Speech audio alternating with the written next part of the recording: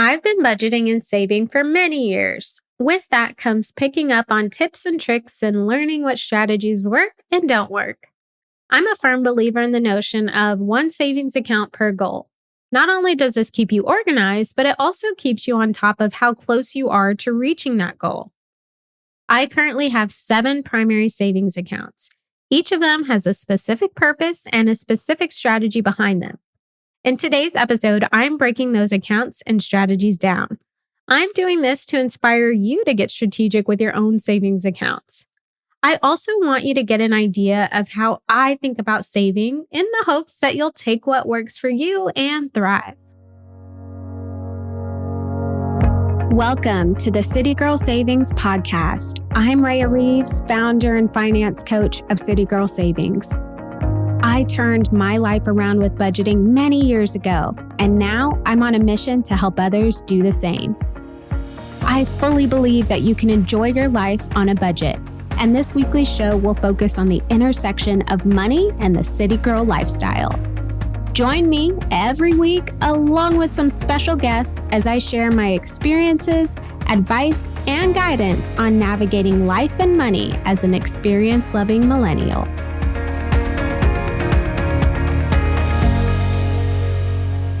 All right, so let's get to my savings accounts and strategies. They are in no particular order, so I am going to kick it off with savings account number 1, my emergency fund. The strategy for this account is that it is saved in a high-yield savings account. So, my primary savings account is my emergency fund. At first, this account started with 3 months' worth of expenses, and then 6, and then 15 when I decided to run City Girl Savings full-time. I admit I was probably a little excessive with that 15-month goal, but I personally run more conservative with my risk tolerance. I don't care who you are, what you do, or how much you make. You need an emergency fund. An emergency fund is there to pick you up financially when things don't go according to plan. And trust me, things always come up to throw your plan off. Everyone's emergency fund amount will vary, but I think $1,000 is a great starting point if you are focused on paying down debt. And if you are debt-free or maybe you don't have high interest debt, 3 to 6 months worth of expenses is a great goal. Now, I mentioned that this type of savings is saved in a high yield savings account. So I want to spend a little bit of time talking about this. I know this was a City Girl Solutions question, so I did explain it there. I can't remember which episode that was in, but high yield savings accounts are savings accounts that come with a higher interest rate than a normal savings account that is found at a standard bank. High yield savings accounts are often found at online banks, and I'll make sure to link to a few of my favorites in the show notes. But because these online banks have less overhead than brick and mortar locations, they can actually afford to pay out more to their customers in the form of interest. At the time of me recording this episode, my high yield savings account is currently yielding a 3.75% interest rate. Now, compare this to a regular savings account at Wells Fargo, Bank of America, common banks, 0.10. So 3.75 or 0.10. No brainer, right? So it's best to have your emergency fund in this type of account for a few reasons. And this is why I have my emergency fund in this type of account. First, emergencies don't really happen all the time. Sure, they can happen at any time, but they usually aren't back to back. So that means that your money that is saved for emergencies is literally just sitting there until you need it. If it's just sitting there, you may as well earn as much interest as possible, and you can only do that through high yield savings accounts.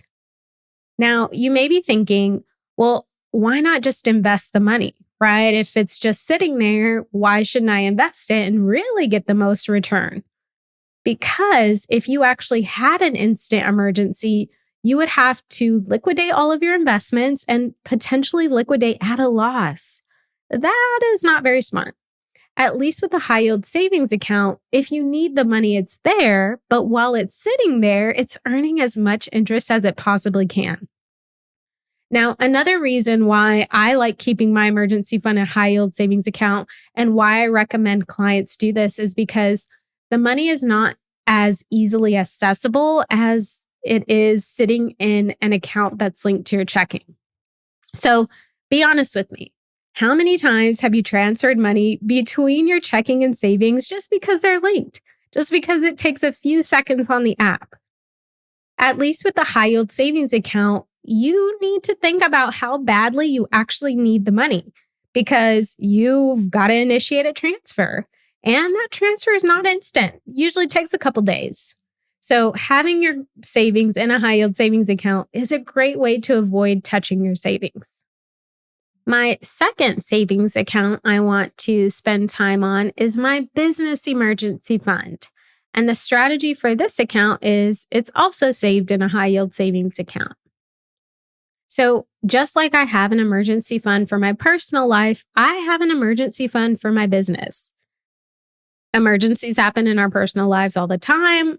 You probably guessed it, but emergencies happen in businesses as well.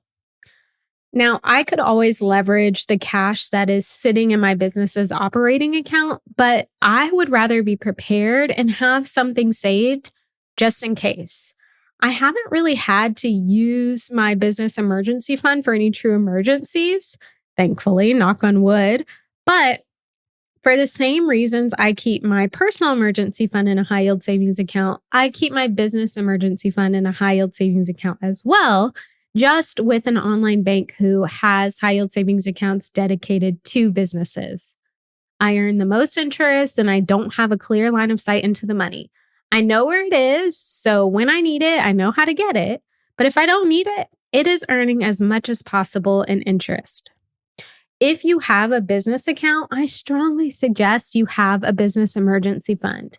You don't have to save in a high yield savings account for your business emergency fund, but why not get the most bang for your buck? The next savings account I have is a savings dedicated to travel. And the strategy for this savings is it's in a savings account that is attached to my checking. So it is a savings account with my primary bank.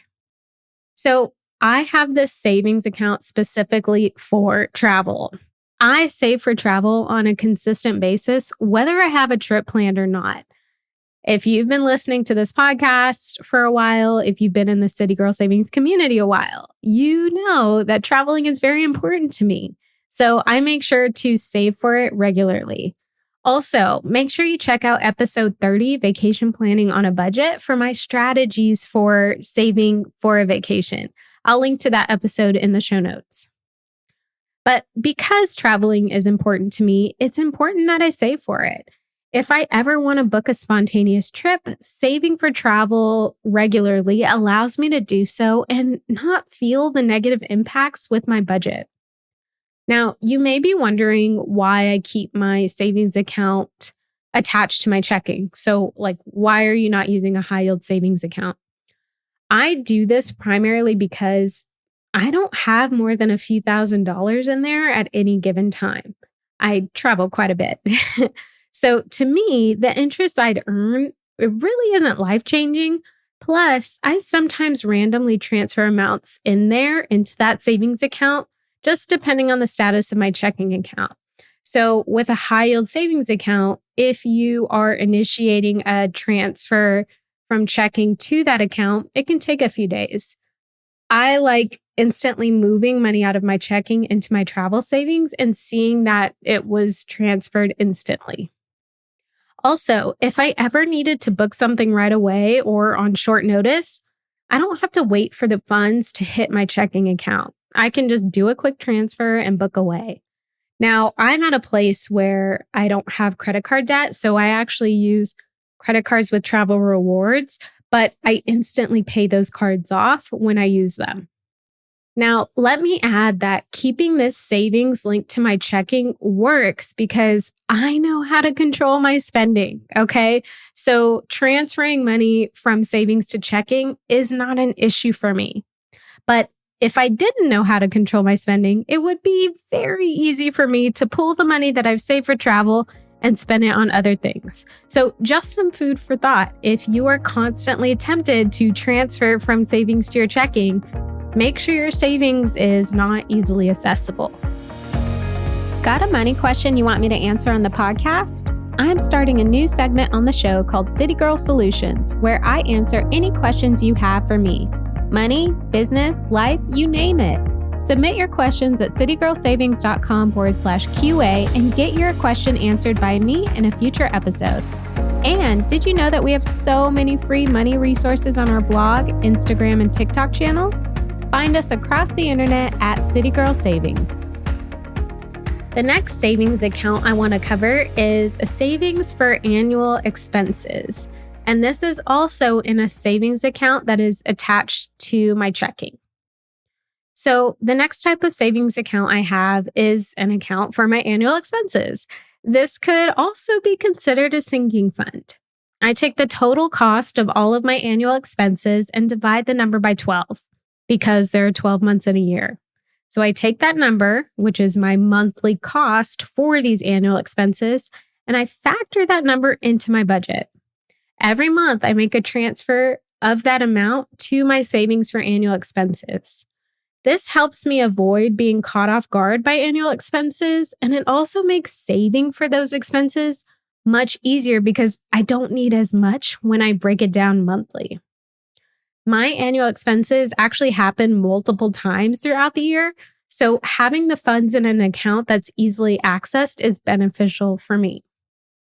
Now, this is actually a strategy I help my coaching clients with as well, if their budget allows. So let's say you have car insurance that costs you $600 every 6 months. $600 is a pretty hefty amount to have to shell out when the bill comes due. But if you are saving $100 every month for 6 months, you have that $600 free and clear. So if you are in a position where you have some extra income to save for your annual expenses on a monthly basis, I highly recommend it. It will make your life so much easier. I mentioned that this type of savings for me is in an account that's linked to my checking. I, again, don't keep huge amounts of money in this account, so the interest that I'd earn is not game-changing. I would prefer the convenience of having the savings instantly move to my checking if I needed it.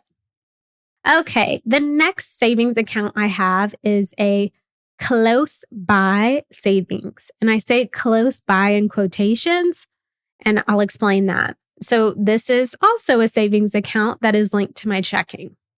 So I have mentioned close by savings before, and I have actually received a lot of questions about this. But basically, my close by savings is a mini emergency fund that is directly linked to my checking account. So I know I mentioned this. High yield savings accounts are great, but it can take a day or two, maybe 3, for the money to hit your checking account after you've initiated the transfer. Sometimes I need money faster. So I like to keep a small amount of money in a savings account that is linked to my checking for any emergencies that need a quick resolve. And again, because I am no longer an overspender, I can keep these accounts linked to my checking and not touch them. I also want to share that having a close by savings account is really not necessary. As long as you have an emergency fund, I think you're good to go. But again, I have a particular lifestyle that sometimes I need money instantly. I need cash quickly. So it just makes more sense for me to have this mini emergency fund linked to my checking in case I ever need to have money or cash quickly. Now, each of the savings accounts that I mentioned that are linked to my checking have a very specific purpose. I do not touch the money in these accounts unless I need the money for their specific purpose. So I know I'm stressing this quite a bit, but if you are tempted to transfer money out of savings, do not have your savings account linked to your checking account. It's too dangerous. But eventually, over time, you can get to a place where you can have money close by and not be tempted to spend it. Okay. The final two types of savings accounts I have are actually both investment accounts. So, both of the strategies behind these next two accounts are investment strategies. The first one is an investment savings account for my Palm Springs home. When I first started saving for this goal, and if you know me, you know I've been saving for this for a while, I did not have plans to purchase the Palm Springs home for 5 or more years. Because of this, I figured the best returns would come from investing. At one point, my rate of return was over 10%. Obviously, the market has taken a turn since then, but I still plan on riding it out. Investing is a great strategy for saving for long-term goals. Having a specific amount of money invested every month can help you save and accumulate more in preparation for reaching your goal. I currently have $50 a month going into this account. At times, I'll do larger lump sums, but even $50 a month adds up over time, especially if it's invested. Now, my hope is to purchase this Palm Springs home in the next year or two. Fingers crossed, everything works out. But one thing that I have to keep in mind, and you as well, if you are saving in an investment account, is this. If you do liquidate the money, so you sell your investments to take your money out to pay for the goal, if you made money, so if you had a positive return on your investment, you will have to pay taxes on that positive return. Okay, so not taxes on the full amount of your investment account, but taxes on the gains that you made. Now, on the flip side, if you had a loss, so if over time after you pulled the money out, you actually lost money, because that is a very real scenario in the stock market, that actually helps reduce your taxable income. So that would make a difference. But ideally, if you are investing for the long term, historically, you are going to see profits. So just be mindful that you must pay taxes on those profits. Okay, so the next investment savings account I have is a Build Wealth account. I personally do not see myself accessing these funds until I am much older in life. I started this type of account years ago before my Palm Springs account as a way to invest a small amount of money every month over time. So again, investing is the best way to build true long-term wealth. So for me, it made sense to get these investments going as early as I possibly could. Just like my Palm Springs account, I have $50 a month going into this investment account to help me build wealth. Nothing game changing, right? $50 a month really doesn't seem like much. And thankfully, it doesn't have a huge impact to my budget. But because I've been doing this for years and years, my account is in the thousands, well past $5,000. And I think I may have taken money out of it a couple years ago. I can't remember, but something's telling me I did. Yes, I pay taxes on it too. But my point is, you don't have to save or invest large amounts of money every month to see a return. Like, time is going to keep going. So anyways, I don't plan on touching this money until I'm much older. Both of these accounts, so the Palm Springs account and the Build Wealth account, are with Betterment. I've mentioned Betterment before on this podcast, but I love Betterment from an investment perspective because, one, it's very user-friendly, but two, they have this feature called their goal forecaster, and you can see what $50 a month will do for you in the next 5, 10, 15, 30, 50 years. It's totally game-changing and just goes to show that 50 a month truly can be game-changing. So those are my primary accounts. It's the 7 accounts that I have, but I did want to make sure I mentioned one more additional account. So this is kind of a bonus savings account, but it's my Roth IRA. So the strategy for this account is it's a retirement account. It is a Roth IRA, also with Betterment. I didn't originally include my IRA in my list of savings accounts, but I wanted to at least mention it. Since I have no intention of using this money until I retire, I often overlook it. But saving for retirement is still a form of savings, and I am currently in year 4 of my IRA, and I strive to max it out every single year. Like I mentioned, I have been saving for quite some time. Please do not feel like you need to be where I am. You do not. You just need to find a saving strategy that works for you and leverage it to reach your goals. But make sure you're not saving too much money also. If you're saving too much and you don't have enough to pay your bills, that's a problem.